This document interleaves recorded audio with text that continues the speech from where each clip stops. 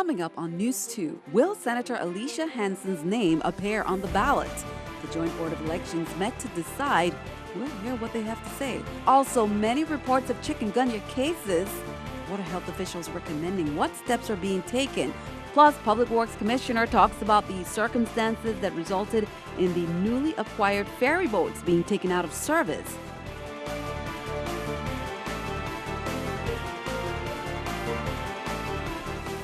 Hello, welcome, and thanks for joining us on this edition of News 2. I'm Sandra Gamansing, topping our newscast tonight. After the governor's pardon of Senator Alicia Hansen, how likely is it that Hansen would be put back on the ballot? The Joint Board of Elections met Friday to tackle general election issues. Election Supervisor Caroline Fox said she's made her decision on Hansen and only a court order can change it. News 2's April Knight has that story. The Joint Board of Elections did not get to approve the general election ballot as expected. But as of Friday's meeting, one thing's for sure, number 10, Alicia Hansen for senator, is still not on that list. The VI Supreme Court ordered Hansen off the ballot last week. St. Croix Election Board Chair Adelbert Bryan was able to prove that Hansen's willful failure to pay taxes were crimes of moral turpitude. In a controversial decision, Governor John D. Young granted Hansen a pardon for her crimes. The Attorney General also issued an opinion saying Hansen is eligible. The topic could not be avoided in Friday's meeting. You made a decision that she is not going to be on the ballot. We presented a sample, the draft ballot to the St. Croix Board with what the verdict that I had. In spite of the governor's pardon and the opinion of the Attorney General, Alicia Hansen is still off the ballot. According to Election Supervisor Fox, it's now a question of whether any entity can order Fox to put Hansen back in, or if any of them can go against the court's decision. Board Counsel Kim Salisbury said the VI code is vague on the matter. It says the election supervisor should carry out the joint board's mandate, but at the same time that the board only has supervisory control over the election supervisor. The only thing that the board can do is advise. It would be an advisory position. But whatever the election board can or cannot do, Bryan is adamant that the Supreme Court's decision is the final word. And if the board or Fox goes against it, they'll be held in contempt. If Ms. Fox refuses the order of the court, then it's Ms. Fox will get an order to show cause and be held in contempt of the court order. No attorney general, no attorney from any client, or no governor or any delegate in Congress can change the order of the court. Reporting for News 2, I'm April Knight. Count on 2 to keep you updated. In other news, Public Works Commissioner Darryl Smalls commented on the 2 newly acquired St. Thomas St. John ferry boats being taken out of service within the last month, as we reported on Thursday. Now, the issues between the government and the 2 franchise operators, Varlic Ventures and Transportation Services, appear on the way to being resolved, according to the commissioner. And the ferry boats could soon be back in service. What the Department of Public Works and the government of the Virgin Islands is awaiting all the corporate documents from these 2 franchise operators. As you may be aware, in order to execute a contract, all of the legal documents to include business licenses and the whole 9 yards have to be in place. So as soon as those are in the possession, we're going to be moving forward with executing the contract. I know I indicated that we intend to have the service back within the next 48 hours, and I've been assured by the 2 companies that they're working diligently to ensure that I have all of the documents.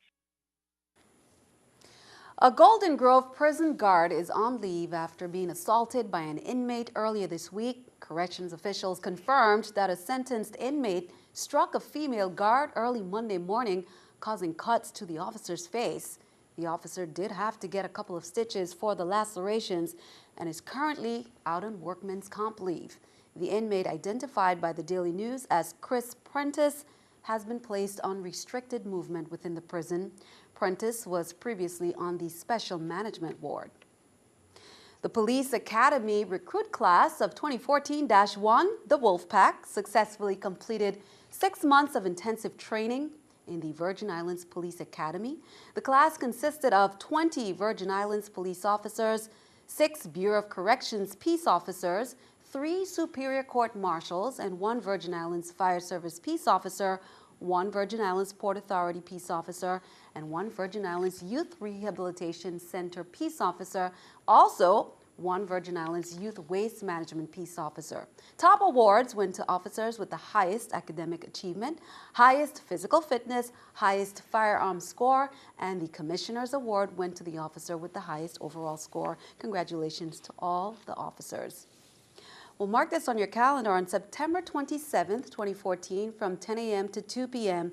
The Drug Enforcement Administration, or the DEA, in St. Thomas and its community partners will hold their annual National Prescription Drug Take-Back Day, operating a collection site inside the Sugar Estate U.S. Post Office where citizens can turn in their unused, unneeded, expired prescription medications. Now, this service is free and anonymous. Unused or expired prescription medications are a public safety issue leading to accidental poisoning, overdose, and abuse. Pharmaceutical drugs taken without a prescription or doctor supervision can be just as dangerous as taking illicit drugs. Well, there has been an increasing number of people with the new mosquito-borne illness called the chikungunya, and health officials are warning people to be on the alert. They say residents should protect themselves against this threat that will be here for a while. News 2's Erica Parsons has more. Week by week, the cases of chikungunya mosquito virus is growing. At last count 1 week ago, the Department of Health recorded 30 confirmed cases in the St. Thomas-St. John district and none on St. Croix, although there are 22 suspected cases there and nearly 400 suspected cases between St. Thomas and St. John. Chikungunya is a disease transmitted to people by mosquitoes. Health officials say, unlike dengue, which has been in the Caribbean for some time, chikungunya is new to the Americas and now here. That means until we build up an immunity, everyone who is bitten by an infected mosquito will get chikungunya. The most common symptoms of chikungunya are fever and joint pain. Officials are warning people to protect themselves by avoiding mosquito bites. In fact, the slogan of their public awareness campaign is "Fight the Bite," and information about the disease and fighting the spread of chikungunya is on the department's website. Babies, young children, the elderly, and people with weak immune systems are most at risk. Health officials weren't available to talk about their mosquito management programs today, but we'll have more on that next week. And while there is no specific medicine to treat chikungunya, people can take over-the-counter medications to help with the fever and pain. The good news is here that once you've had it, you probably won't get it again. Reporting from St. Croix, I'm Erica Parsons for News 2. Now, anyone who suspects they have chikungunya is urged to see a doctor. For a full listing of the symptoms, visit the Health Department's website at www.healthvi.org. The Sigma, Theta, Omega, and Rho chapters of Alpha Kappa Alpha sorority, St. Thomas St. John, they're partnering with the St. Thomas St. John American Cancer Society in making strides against breast cancer walk to increase breast cancer awareness and to officially launch the 2014 collaboration and their efforts to finish the fight against breast cancer. AKA and ACS will host a kickoff event on Tuesday, September 9th at the ACS office, which is located in the Medical Foundation building at 12 noon. Registration for the walk will also begin on Tuesday. Turning our attention overseas, President Obama says he'll soon be considering taking action on immigration. As he wrapped up a NATO summit in Newport, Wales, the president outlined steps he's considering, including putting more resources on the border, expediting the processing of immigration cases, encourage legal immigration, and give the undocumented a path.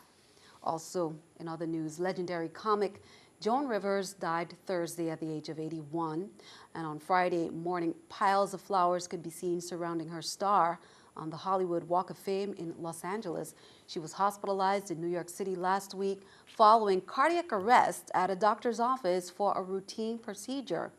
Rivers' daughter, Melissa, says her mother died surrounded by family and close friends.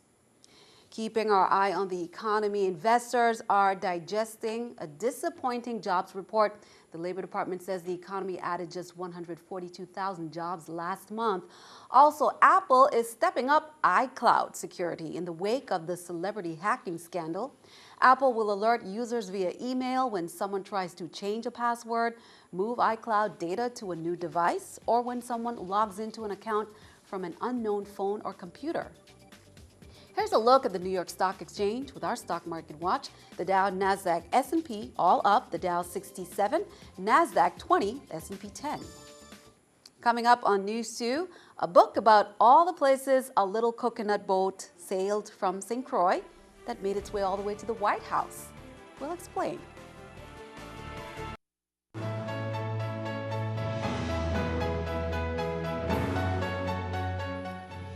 Well, as we mentioned on Thursday, the Caribbean Counselors Association College Tour with 21 representatives, they're coming to the USVI on Monday, September 8th.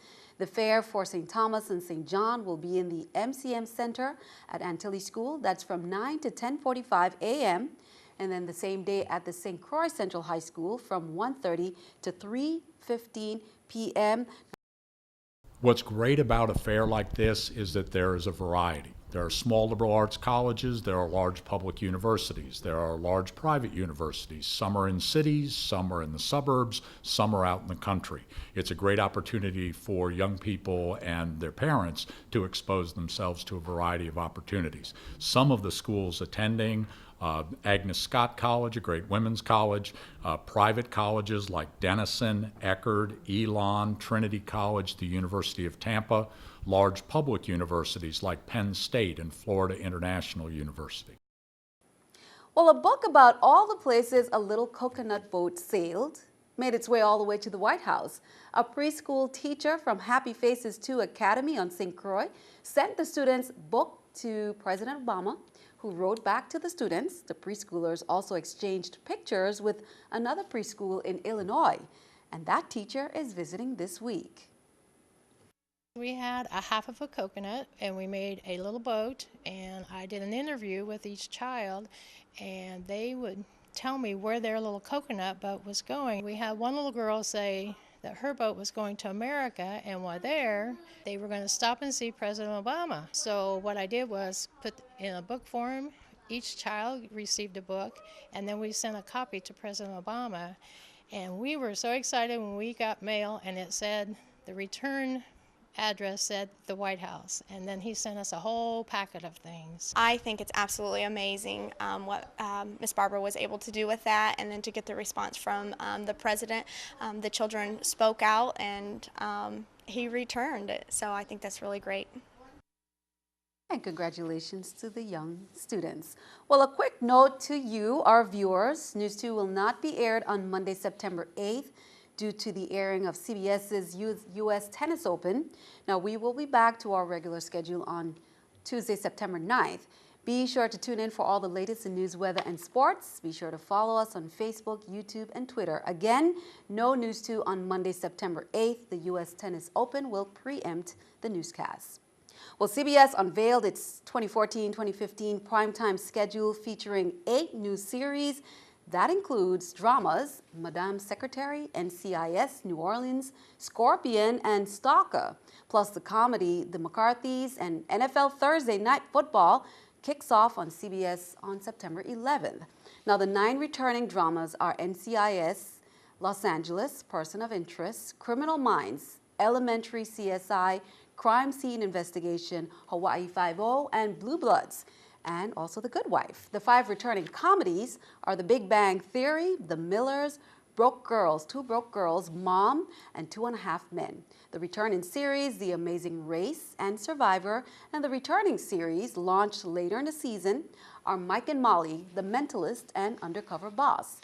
New series include Battle Creek, The Odd Couple, and CSI Cyber.